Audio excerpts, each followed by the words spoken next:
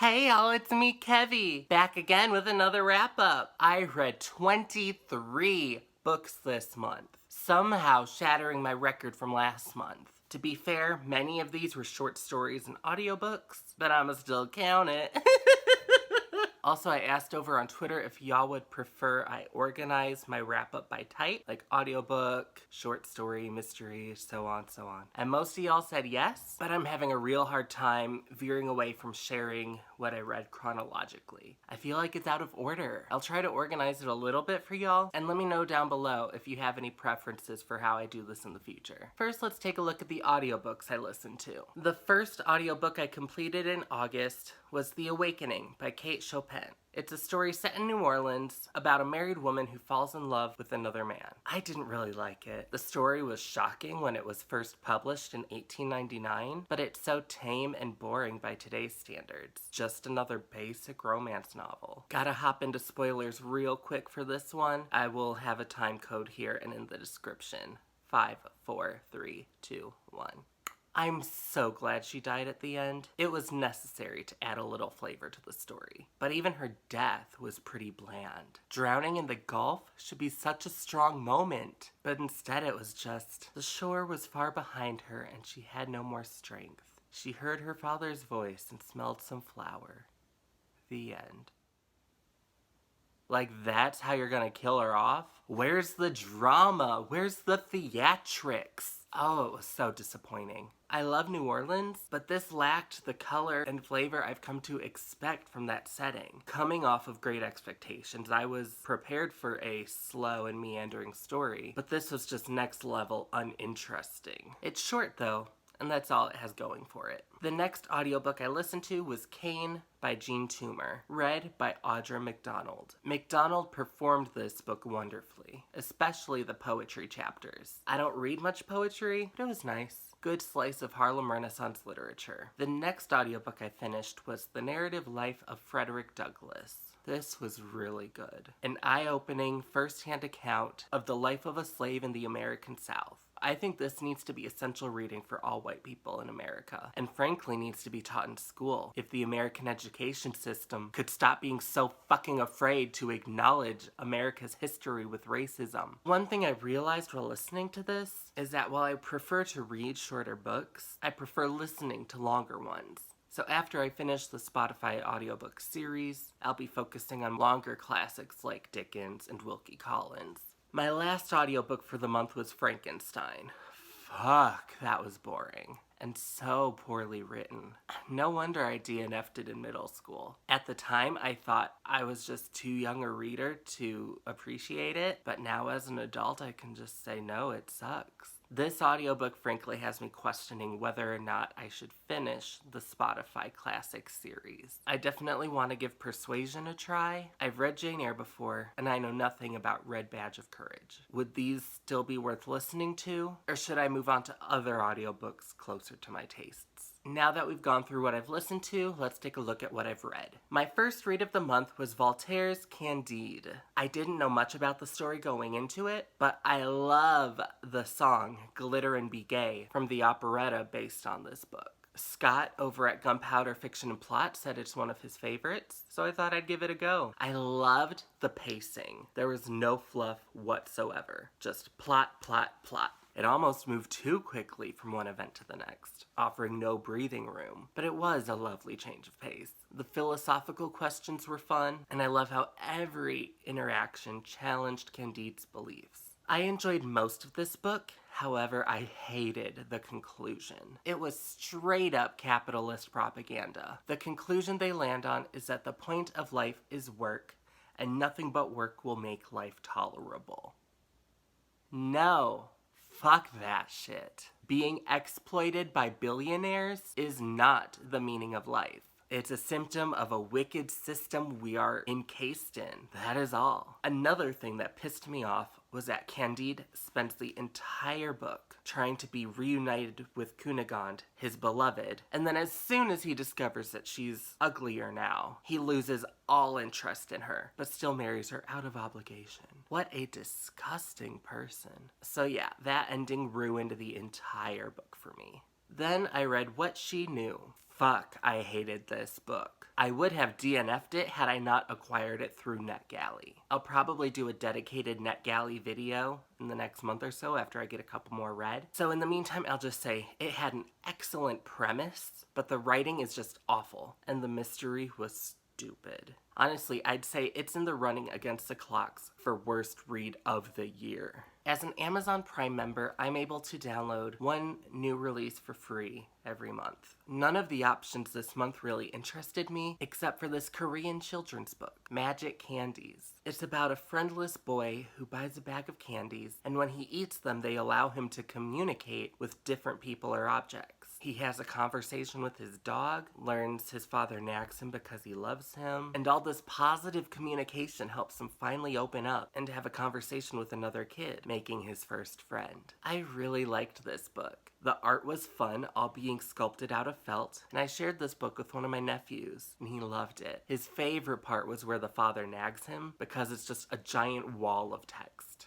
Did you do your homework? Clean up all your toys. You call this clean up quickly and do your homework. Did you walk marbles? Did you pick up his poop properly? Did you take a plastic bag with you when you went out? Did you wash your hands? Sit up straight, don't spill your food. Finish what you're eating before you go off to use the bathroom. Make sure to shut the door, straighten your back, pull your chair up. Eat some vegetables, chew properly with your mouth closed. Did you write all your school announcements word for word and bring them home? Don't drink water until you're done eating. Don't talk with your mouth full. If there's a letter from school, leave it on the kitchen table. Don't bite your fingernails. Did you feed marbles? Put down some water too. Walk carefully and don't make so much noise. Show me the water bottle. Why didn't you drink all the water? You went to bed without having a shower yesterday too, didn't you? Make sure you shower before today. Change into fresh underwear. Don't leave your pants turned inside out when you take them off. Rinse properly. Only use a little bit of shampoo. You got stuff behind your ears. Go and rinse again. Brush your teeth. Did you floss? Brush your teeth again. You keep coughing. Gargle with mouthwash too. Did you change your underpants? You can wear the same pajamas as yesterday. Put your dirty laundry in the basket. Did you pack your school bag? Double check what you need for your after school activities. Make sure you pack your planner and announcement book. Get out your gym clothes that you'll need for tomorrow. Read a book. No, not a comic book. I can't hear you. Read it out loud and clear. You only need to use one water cup. Once you're done, give it a rinse and leave it upside down. You can't eat anything before you go to sleep. Brush your teeth again. Wear a sweater to bed. It's cold. It's 9 o'clock. Quick, off to bed.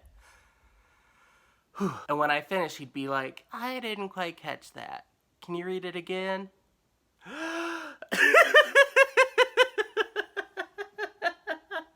Really sweet book, and I definitely recommend it for y'all's little ones. After that, I finally read Hitchhiker's Guide to the Galaxy. I have loved this story for years. The terrible movie, the low-budget TV series, it's just brilliant science fiction and comedy. This book did not disappoint in any way. It was so much fun reading the story that I already know so well, and even knowing what jokes were coming, it was still fresh and funny. There was even stuff that was new to me and brought a lot of fun to the reading experience. Like one of the aliens being just a sentient shade of blue. I just cannot begin to describe my love for this series. Reading this brought me so much joy, and I cannot wait to read the next one. Next, I read Window at the White Cat by Mary Roberts Rinehart with Naomi from Naomi's Bookshelf. I was excited and also nervous for my first Rinehart buddy read. I've hyped her up so much on my channel. What if Naomi doesn't like her? Turns out I worried for nothing. Window at the White Cat was an excellent mystery, and being only her third novel, it was expertly written. A young woman goes to a lawyer after her father disappears, and he becomes involved in this familial and political mystery. I loved reading this with Naomi and was thrilled that she loved it as much as I did. I'll go into more detail about this one in my next Mary Roberts Rinehart video. Last month, in one of the Gunpowder Fiction and Plot videos, Scott complained about how awful a book was that had too many footnotes. In the comments, there was a conversation about The Mezzanine by Nicholson Baker. It sounded really interesting to me, so I thought I'd give it a read. Basically, the entire plot of the novel is a man riding an escalator up to the mezzanine in his office building. It reads as his inner monologue, every little thought he has explained in great detail. Then here's the kicker. 30% of the novel is footnotes. The protagonist will be telling us about one thing, and then it prompts a sudden tangential thought, so he puts that into the footnotes. Sometimes the footnotes can be as long as several pages. I really enjoyed this. I thought the experimental concept was really fun, although it did get frustrating with how repetitive it got, contemplating the how and why of his shoelace snapping on at least 3 occasions. My favorite part was his tangent about Jiffy Pop, and his thoughts on public bathroom etiquette were fun too. Next, I read Agatha Christie's Endless Night with Scott from Gunpowder Fiction and Plot. I'll save most of my thoughts on it for my next Agatha Christie video, but while it was mostly a solid book, the ending was awful and ruined the reading experience for both of us. It really should have ended a chapter and a half sooner. After that buddy read, I decided to read The Wasp Factory by Iain Banks. I was intrigued by this one because Scott says it's one of his all-time favorite books, but Nell says it is awful and offensive. After she spoiled for me what was offensive about it, I was even more excited to read it. Wasp Factory is about a teenage serial killer. He is a sick bastard. No other way to say it. I only really enjoyed 2 chapters in this book. The first being when the kid Frank got drunk at the bar and was running through the streets at night. The other chapter was describing the Wasp Factory. Despite being the book's title, it featured minimally in the text, which I found disappointing because it was the most interesting part of the book. The rest of the book was just bad.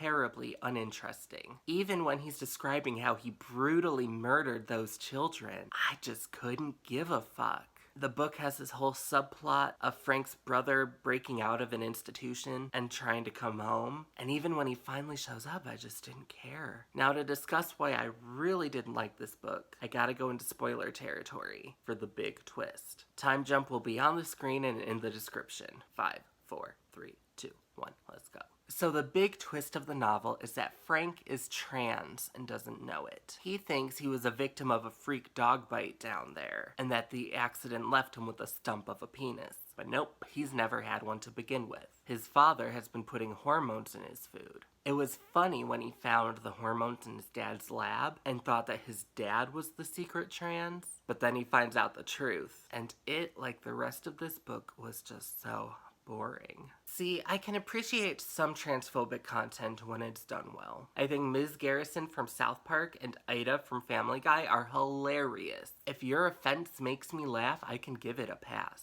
This twist, though, wasn't so bad it was funny as I'd hoped it would be, and frankly, it wasn't even offensive. It was just boring. The whole last chapter was Frank just sulking, like, well, guess I'm a woman. Guess my brother has a sister.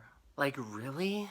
That's it? Where's the rage? Where's the psychopathy that we have come to expect from this homicidal character? It was just such a bummer of an ending. It was so bad I returned it. Boring wasn't an option, so I cited offensive content. I'm eager for Scott to hurry up and reread it because he hasn't read it in about 20 years and needs to realize that this book he's been claiming as one of his favorites is as bad as Nell says. Sometimes your wife is right. The next 7 I'm gonna lump together. They were the Out of Line series, a series of short stories, each written by a different award-winning female author. I found this series while looking into Roxane Gay and read hers first, even though it's second in the series. They're not sequential though, they're all standalone stories. I already have a separate video about the series and discussing each of them individually, but I'll just say here that my favorite of the bunch, and the only 5-star I gave out of them, was Bear Witness by Mary Gateskill. It's really fucked up, with an unsettling resolution, and if you only read one story from the series, I would suggest that one. So I began reading Agatha Christie's A Caribbean Mystery the same day that I started Candide, but then I had to set it aside after 6 or 7 chapters and focus on other obligations. 3 weeks later, I finally finished it, and damn, I loved it. I was under the impression this was one of Miss Marple's less liked mysteries, but it was so good. Again, I'll be saving my full thoughts for the next Christie video, but this is one of my new favorite Miss Marples, and at this point, I've now read 2/3 of the Miss Marple novels. My aunt recently gave me her copy of Still Life by Louise Penny. She thought with my love of murder mysteries, I would enjoy this. She was so right. This book has everything. Art, spinsters, gays, one of the gays is fat, and the French language all wrapped up in a murder mystery plot. Still Life was also a really funny novel. I love when the detective was interviewing Gabri, the fat gay, and started measuring time and how long it took Gabri to eat muffins. The representation in this book was really lovely and made an already great book even better. The only character I didn't love was Nicole, and we weren't supposed to. She's written to have a nasty attitude. I love the scene where Gamache takes her to Ruth's house to be like, if you keep up with your shitty attitude, this is how you'll end up. And she's so narrow-focused that even when it's spelled out for her, she just doesn't get it. Yeah, I just didn't understand the point of her rude character. The mystery of this novel was just wonderful. Jean, a retired teacher who has painted her entire life, has never let a single person see her work. Then one day she gives her artist friends permission to display one of her paintings in an upcoming art show. Only a couple days later, she's found dead in the woods. I really enjoyed art being a central part of this mystery, combining my various interests.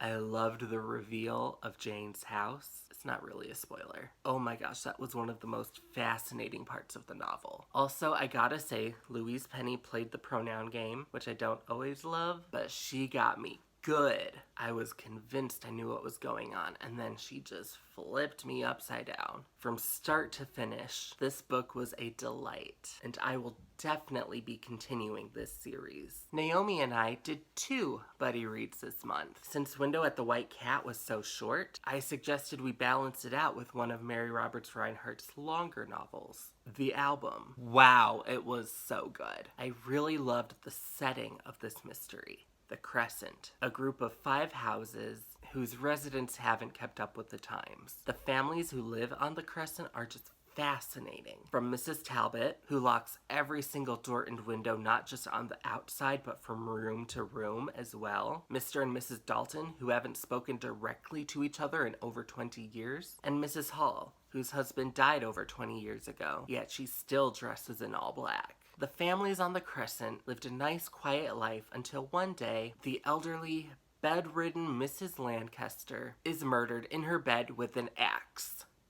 From that moment, all the secrets buried in the Crescent start to unravel, and it's so good. Again, I'll save my full thoughts on this one for my next Mary Roberts Rinehart video. But yeah, I loved it. The last book I read in August was another NetGalley ARC called Psycho by the Sea by Lynne Truss. I don't care for that word, but it looked like a cute, cozy mystery set in 50s England. Turns out it wasn't exactly a typical cozy mystery, though. It was much more police procedurally. You know from the beginning who are the good guys and who are the bad guys. There isn't really a big twist or anything. You're just waiting to see whether or not the bad guys will get away with it. I won't go into it too much here. Again, saving my full thoughts for a NetGalley video. But overall, I thought it was okay. Just not my personal mystery preference. So that's everything I read in August. Now, don't expect me to shatter any more records in September. I've got lots of longer and heavier books scheduled for that month. What are you planning to read in September? Let me know in the comments below. Thank you all so much for watching. Don't forget to like and subscribe, and if it pleases and sparkles, I'll see you in the next video. Mwah!